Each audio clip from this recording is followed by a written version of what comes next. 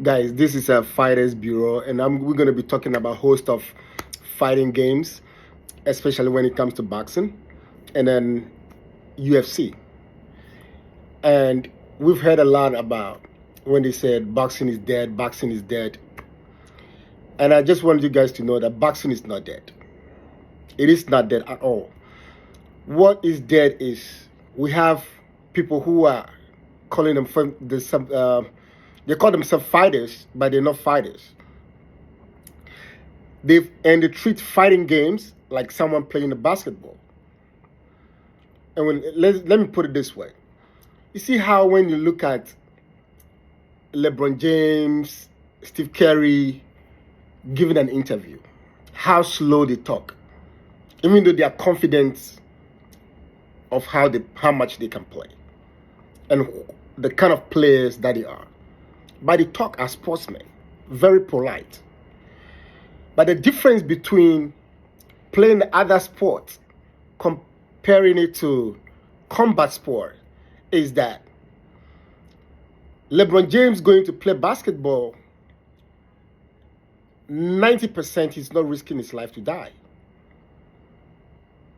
But when you're in a combat sport, like boxing and UFC or MMA, the chances of you dying is 100%. So when you are talking as a fighter, you are expected to be self-confident and be braggadocious. Talk down on your opponent. Let the world or let the masses know that you are going there, risking your life, and you are ready to kill. Because it's kill or be killed. Because look, guys, one thing a lot of fighters of today don't understand is they don't understand that the moment you sign that dotted lines, you've agreed and accepted that your opponent is legally liable to kill you. That is all it's all about. The moment you sign that dotted lines, it means I have openly I have fully accepted and willingly come for you to kill me. That's what it all means. So when you are a fighter, you are supposed to be very, very braggadocious. You are supposed to be very, very rude. And let me give you an example. Anytime Mike Tyson is coming to fight, even the face-off alone, you are scared to face him. Because Mike Tyson knows that he is going to the line of death. He is going to war. There's a probability that he might come back home to the family, or he might not. The chances of him not coming back is 100%. That is when it comes to combat sport. That's when people say, oh, back in the Mike Tyson times, oh, the boxing is dead, oh, fighting is dead. It is not dead. The guys that we have today, they go to the mic or they go to press conference and they talk. And yes, I don't believe you can beat me.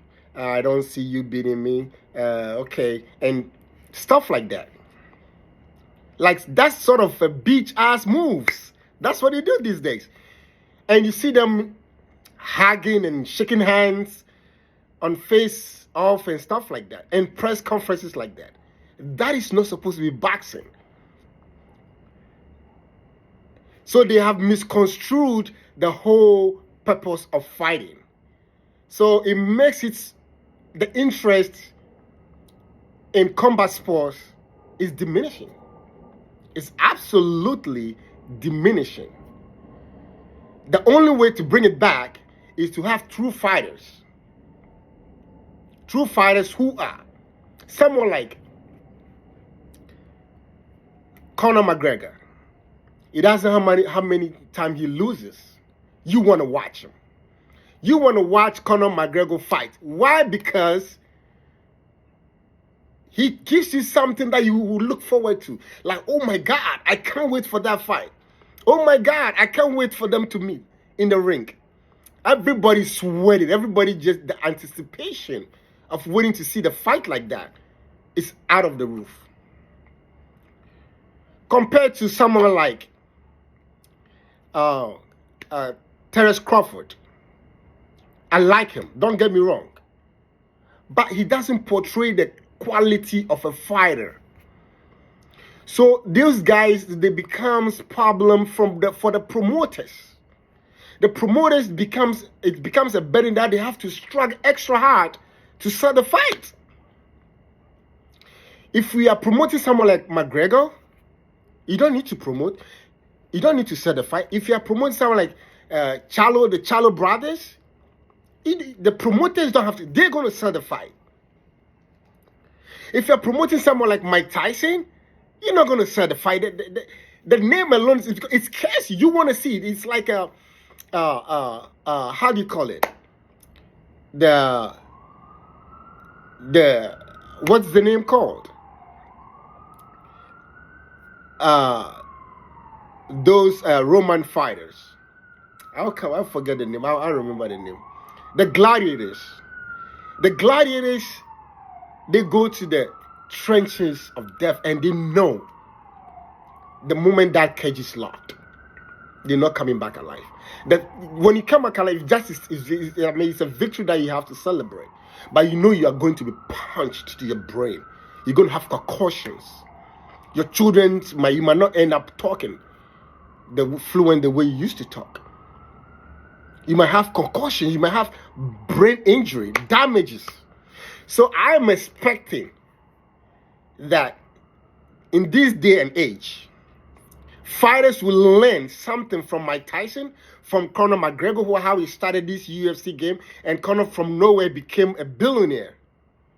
Mike Tyson started from nowhere in the little of our years when he started, become a millionaire.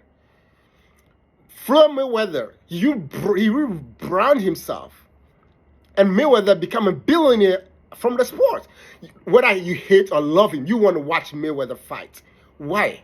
Why? Because he's so braggadocious. He's so confident in himself that he knows that he's going to beat you. He knows, he's so confident. He talks shit about you. He doesn't shake hands. He doesn't hug you. But now you see guys hugging, shaking hands. As a fighter, that is nothing you have to do. You have to speak out. So, guys, I just want you guys to know that boxing is not dead. MMA is likewise not dead. It's rather surging. But we don't have the caliber of guys who make this so entertaining.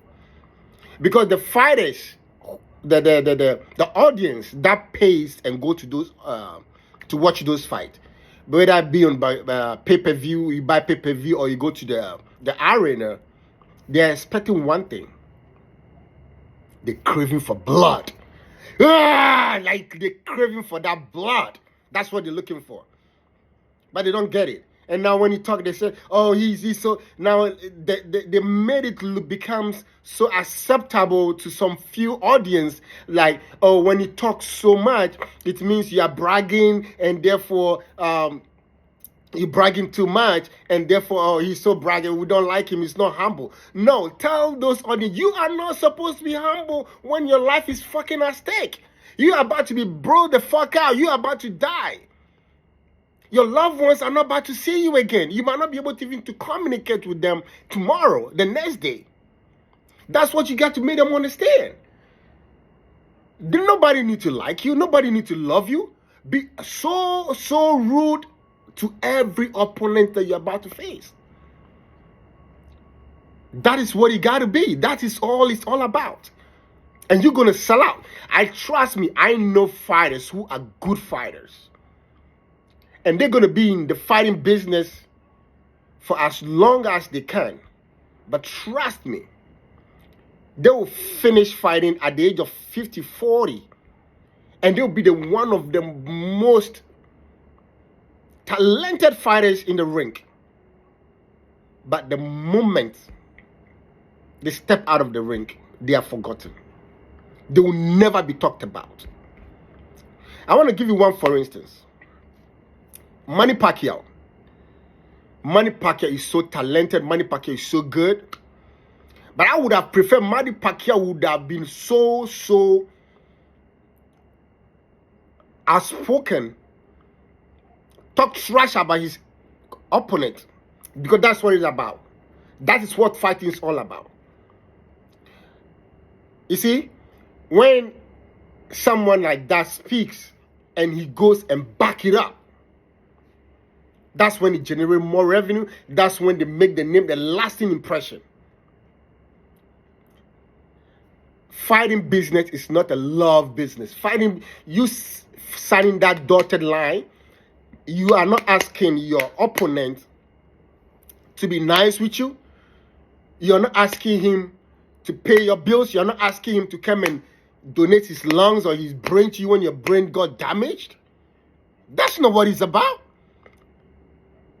That's not what it's about. So I don't know what the fuck is going on these days. You see, all these fighters became something that I've never unheard of. They can't speak out, they can't talk, and that's what the audiences want. That's why the pay-per-view numbers are so low. In the press conference, you have to do, look, it's not like you're gonna have to fake it.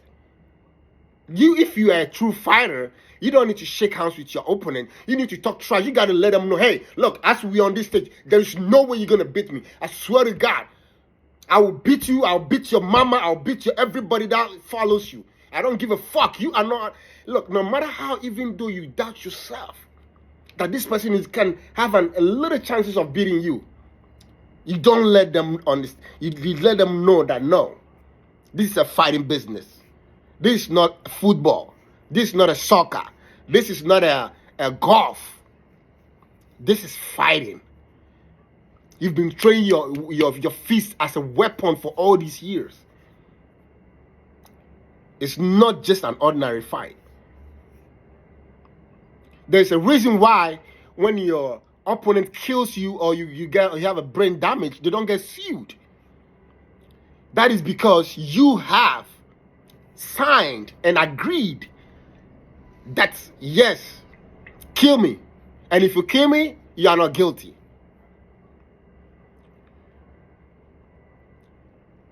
This is what I expect fighters to do. So, on this channel, this is our first video. On this channel, we're going to be breaking down fighters. We're going to be talking about fighters. Devin Haney and Lomachenko is coming up. Our second video, we're going to emphasize on that. And we're going to be talking about who is going to win. And we're going to break down fight and what tools the tools that one possesses and one does not possess. We're going to be breaking down all of this for you to hear, because we are not here to be minding our words, and we're going to say the way it is, because we are talking about combat sport, and we're going to be combat about it. We're going to be rude. We're going to be going all out, and we're going to put it all out there for you. Look, somebody like Shawn Porter. Shawn Porter was a good fighter, but how many pay-per-view can Shawn Porter sell? I love Shawn Porter. He's one of my favorite guys. But Shawn Porter does not sell. I want this sport to come back to what it used to be. I want guys to go out there and be who they have to be. Because no matter who, if you think you can't talk, if you think you are such a nice guy, then you are in the wrong spot.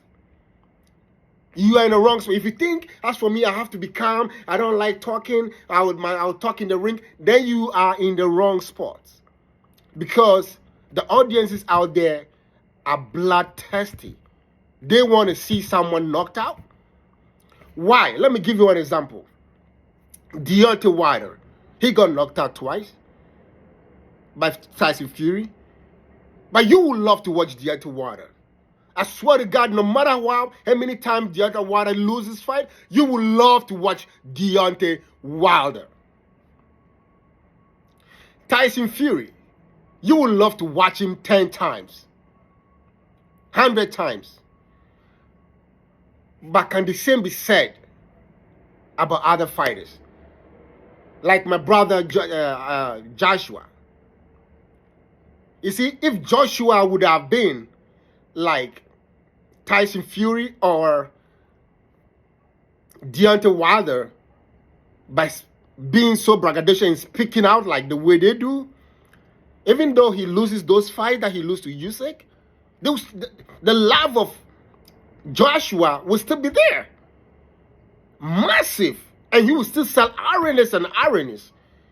And he will be talked about even years after he leaves the sport. But Joshua lacks that communication with the crowd. He let opponents talk and he be the nice guy. This is not a nice sport. If you want to be nice, then be nice to your family. Don't sign a dotted line for your opponent or for your fellow human being to kill you before your family or before the world, and you say you be nice. Be nice for what? What are you being nice about? That they're going to kill you? Or they're going to give you a brain injury?